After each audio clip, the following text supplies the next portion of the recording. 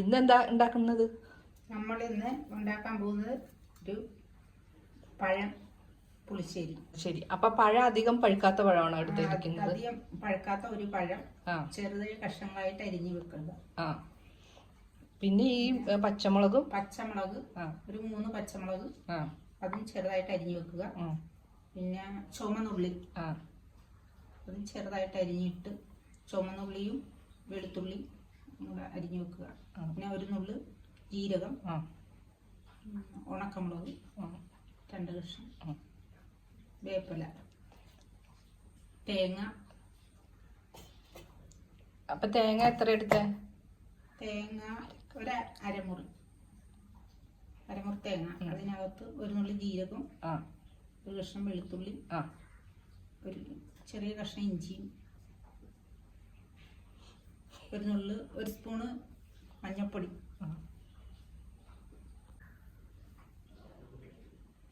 അരപ്പിൽ എന്തൊക്കെയാ ചേർക്കുന്നത്?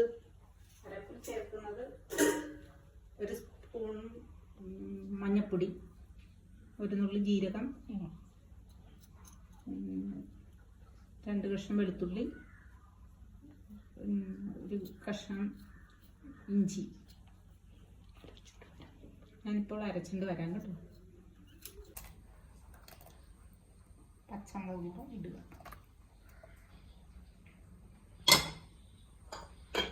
ഒരു സ്പൂൺ ഉപ്പിടുക.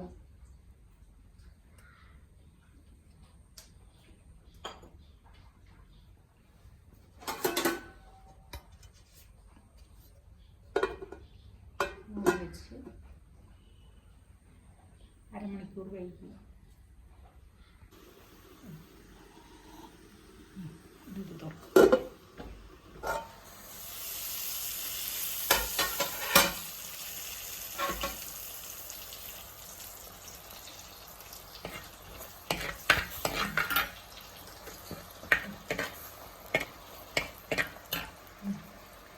അരപ്പ്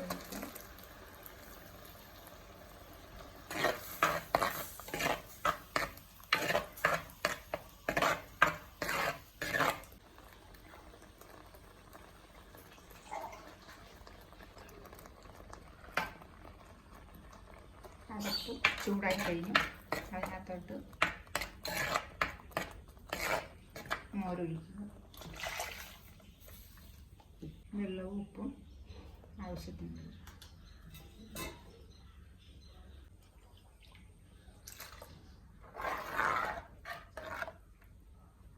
ഒരു സ്പൂൺ വെളിച്ചെണ്ണ,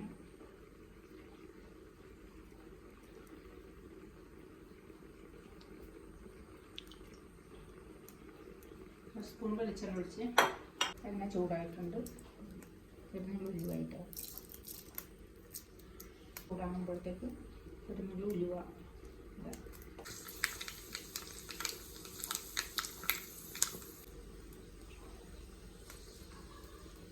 ഒരു നുള്ളി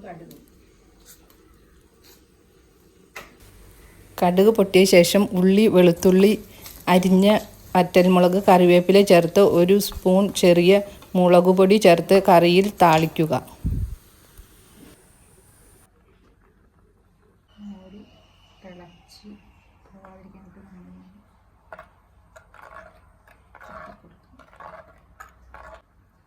മോര് ഒഴിച്ചു കഴിഞ്ഞാൽ പിന്നെ അധികം തിളക്കരുത് അല്ലേ? തിളച്ച് പോകാതെ പിരിഞ്ഞു പോകുന്നു പറയൂ അല്ലേ? മോര് റെഡി ആയിട്ടുണ്ട്. നമ്മൾ അതിലേക്ക് ചേർക്കുക.